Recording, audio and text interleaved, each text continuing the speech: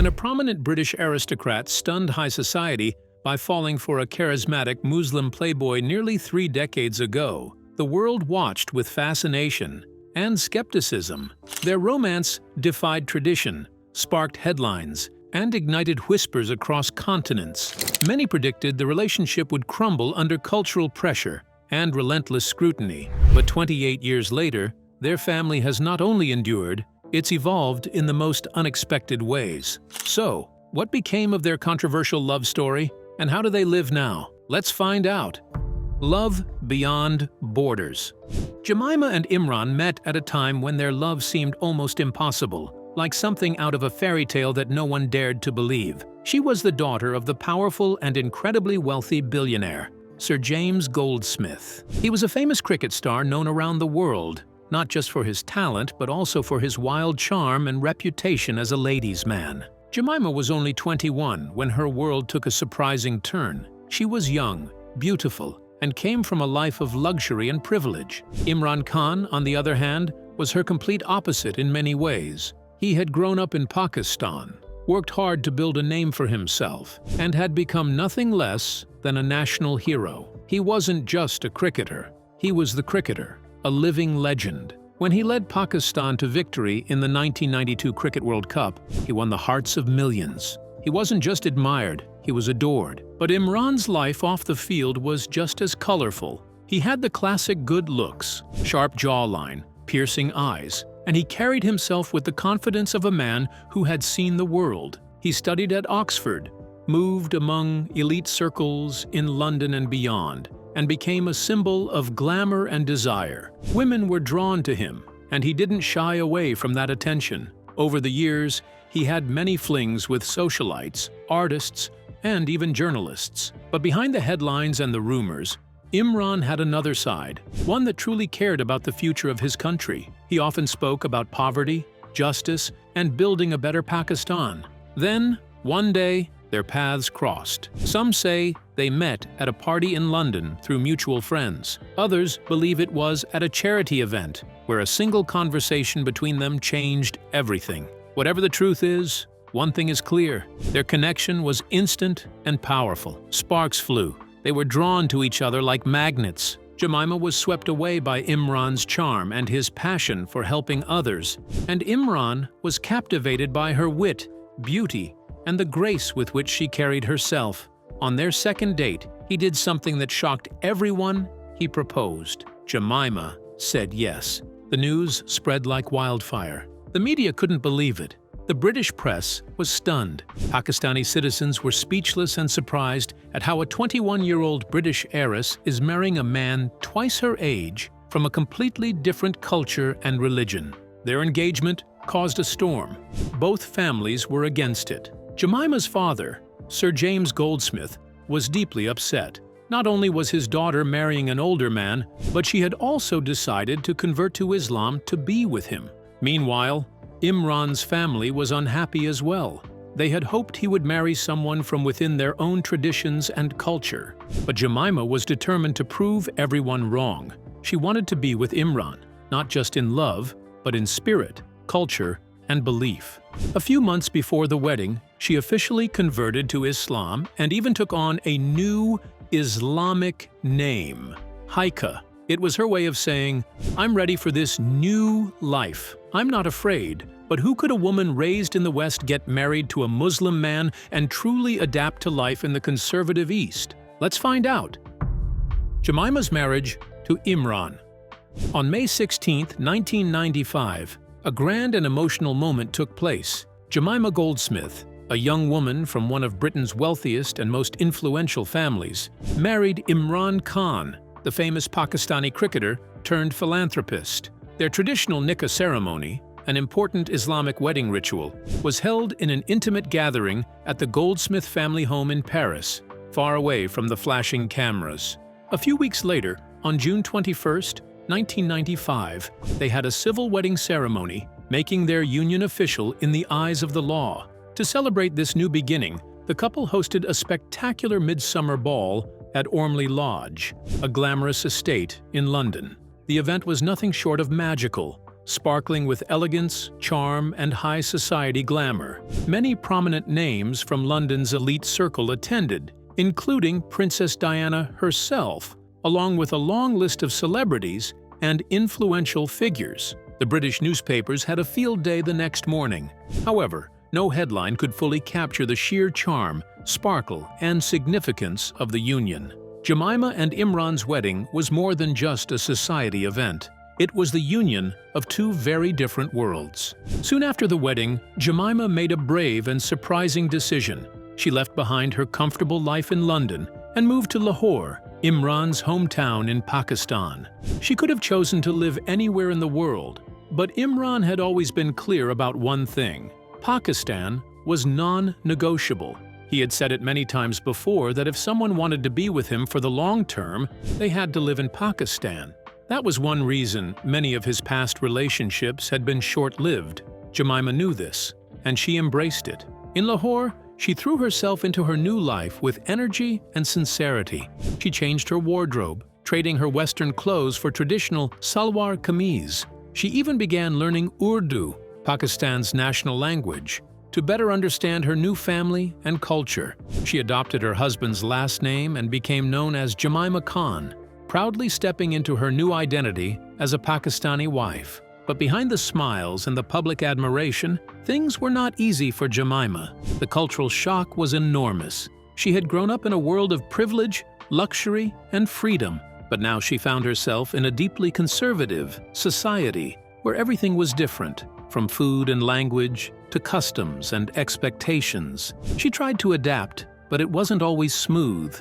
The British tabloids, meanwhile, never stopped watching and ridiculing their marriage. Still, Jemima didn't give up. Slowly, many Pakistanis began to admire her courage and resilience. She wasn't just trying to play the part, she was genuinely working hard to understand her new life, to be a devoted wife, and to support her husband.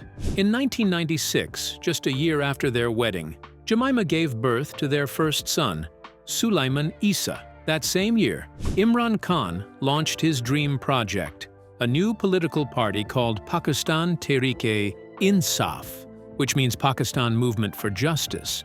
His goal was to bring positive change to his country, and Jemima stood by his side during this challenging new chapter of his life. But was there any strain in their marriage? Let's find out. Cracks in the marriage. In the beginning, Jemima supported her husband, Imran Khan, with excitement and hope. She even stood in front of large crowds, giving powerful speeches at rallies, asking women to vote for him. It felt like the start of a new adventure, Imran's dream of changing his country for the better, and Jemima standing beside him. But as time passed, that dream began to feel more like a burden. Imran became deeply involved in politics. He was constantly traveling, giving speeches, and planning strategies. He was chasing a vision, but in doing so, he started drifting away from his wife. Jemima, on the other hand, began to feel lonely and lost. Living in Pakistan was not easy for her. She had grown up in a Western liberal world, and suddenly, she was expected to fit into a conservative Muslim society. People expected her to act quietly, traditionally, and stay out of political matters. But Jemima was not just someone's wife. She was a thinker, a speaker, and someone who cared about world issues. She wanted to be part of the conversation, not just sit on the sidelines. At the same time, political rivals and intelligence agencies saw Imran as a growing threat.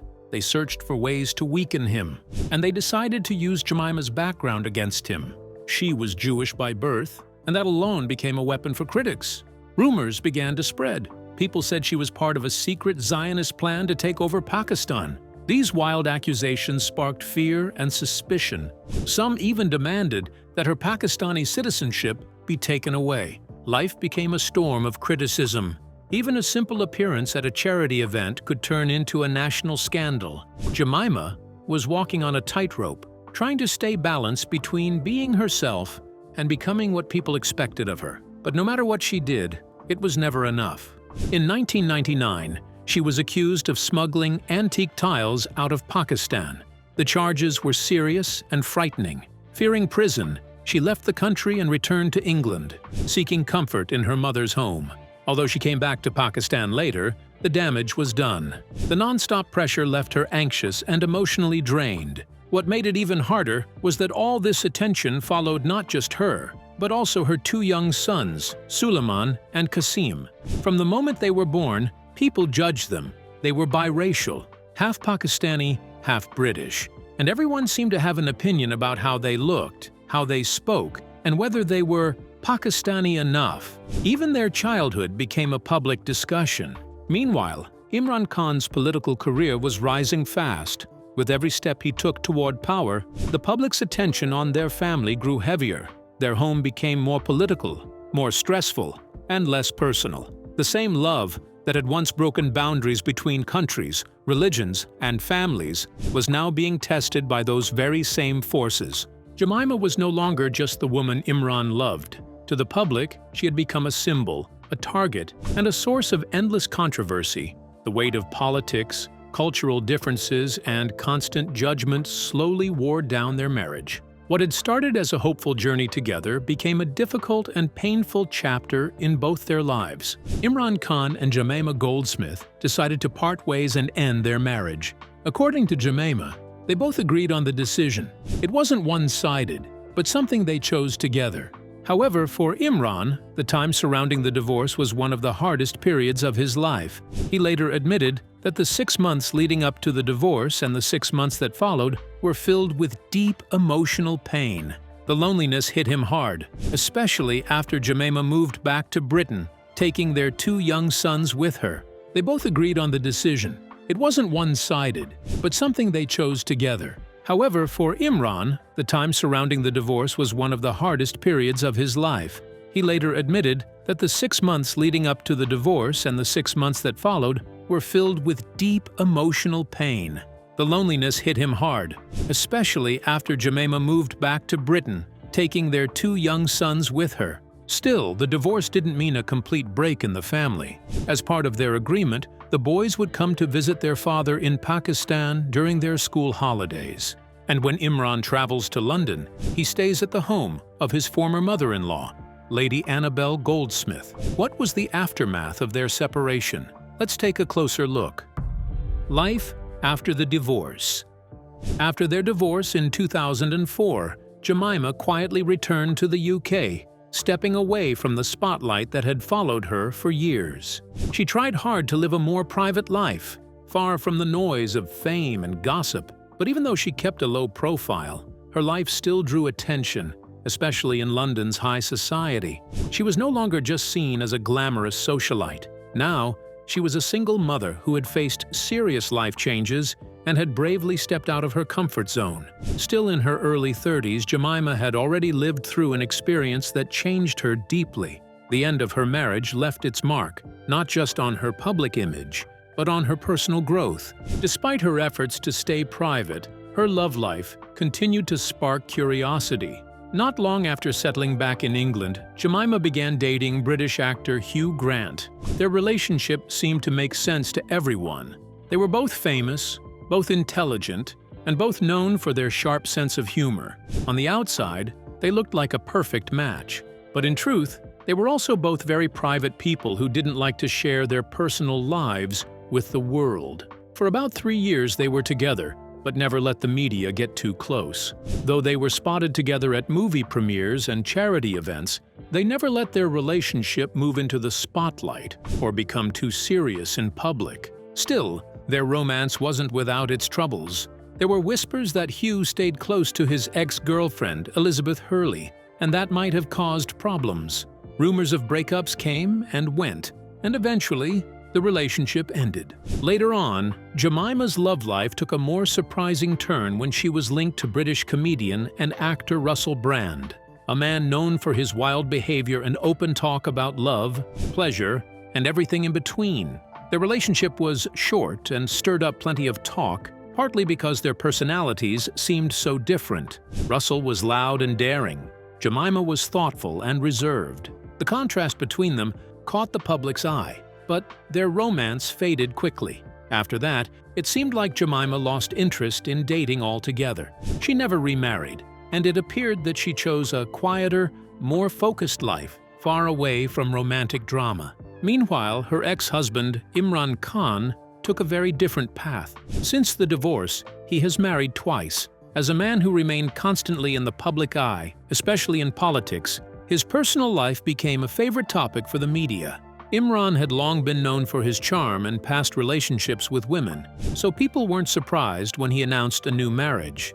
In 2015, Imran married Reham Khan, a British Pakistani journalist known for her bold and outspoken personality. Their marriage came as a shock to many. Some wondered if this was more than just love, maybe a strategic move to improve Imran's image or modernize his political career. The media jumped on the story, and debates filled talk shows and news panels. But while Imran stayed in the spotlight, Reham seemed to struggle. People questioned whether she, with her modern ways, could adjust to Imran's more traditional lifestyle. Soon, the cracks in their relationship began to show. Public pressure, cultural expectations, and differences in how they handled attention created growing tension. The marriage, which had started like a public spectacle, ended just as loudly. After only 8 months, they divorced. Supporters and critics alike were stunned. Not long after that, Imran chose a very different kind of partner. In 2018, he married Bushra Bibi, a deeply spiritual woman with no ties to politics. She had once been his spiritual guide, and Imran famously said that marrying her would help him become prime minister. It sounded more like a blessing than a political move. Bushra Bibi was quiet, calm, and known for her strong faith and inner wisdom. Compared to his past relationships, this one was completely different. Their marriage was peaceful, private, and deeply personal. Many believe that Bushra has had a calming effect on Imran. While his past was full of ambition and noise, her quiet presence seems to have brought him a new kind of balance, a journey not just of leadership, but of inner peace. Their relationship has remained mostly hidden from public view, perhaps because Bushra is someone who values privacy and spiritual growth over attention and fame. Who's Jemima? How was her early life and career? Let's find out. Jemima Goldsmith's background and career.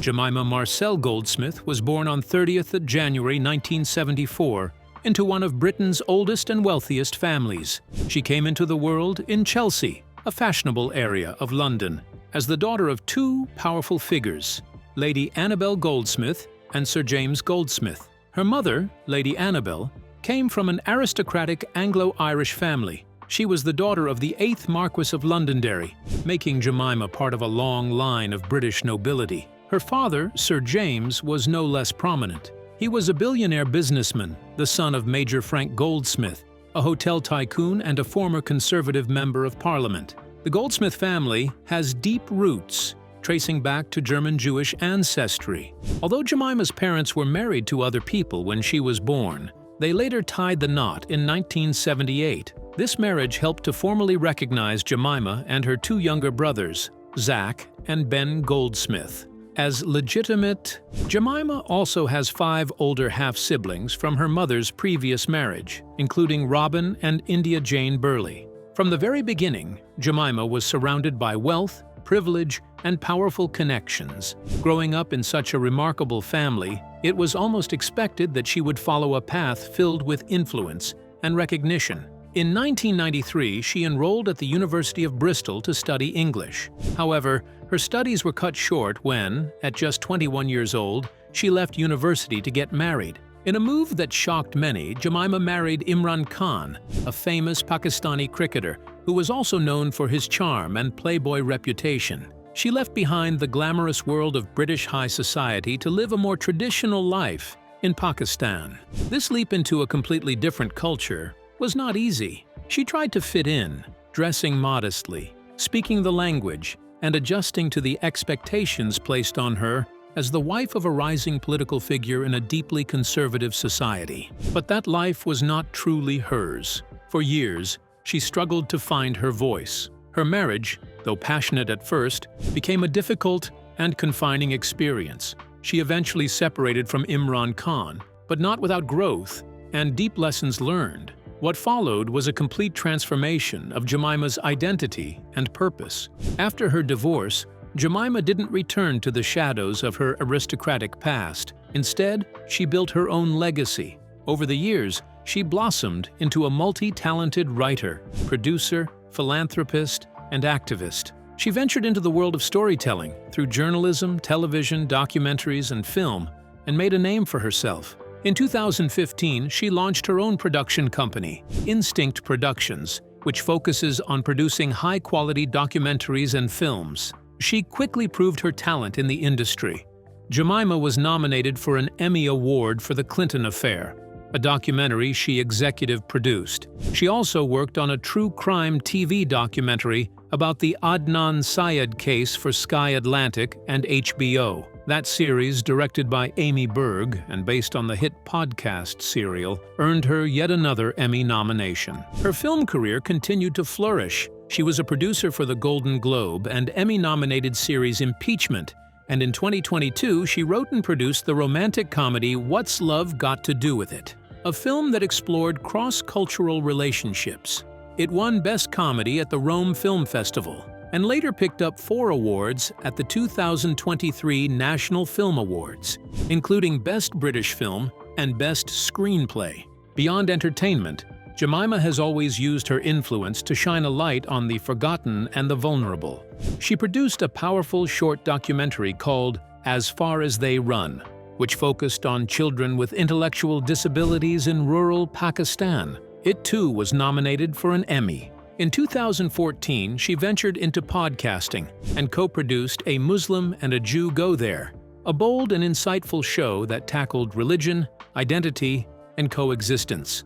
It reached number 2 on Apple's podcast charts and earned nominations from the British Podcast Awards in categories like Best News and Current Affairs. The Guardian described it as civilized and civilizing, while the Evening Standard praised it as an antidote to online tribalism. Jemima is not only a visual storyteller, she's also a gifted writer. While living in Pakistan, she began publishing thoughtful articles about politics, culture, and life. Back in the UK, she wrote for major newspapers like the Sunday Times, The Observer, and The Independent. Her columns were reflective, analytical, and always thought-provoking. From 2007 to 2008, she was a columnist for the Sunday Telegraph, before joining British Vogue as a contributing editor from 2008 to 2011. In the same year, she became Vanity Fair's European editor-at-large. In 2011, she joined The New Statesman as an associate editor, a role in which she was praised by journalist Nick Cohen as the best editor the magazine had ever had. Even in her 20s, Jemima was already passionate about making a difference. In 1998, she founded a fashion business in Pakistan that gave jobs to poor women. These women used their traditional embroidery skills to decorate Western-style clothes, which were then sold in high-end stores in London and New York. All profits were donated to the Shaukat Khanum Memorial Cancer Hospital. Sadly, the fashion business had to shut down after the events of September 11, 2001. In 2008, she modeled for the Azzaro Couture fragrance campaign and co-designed their 2009 spring collection.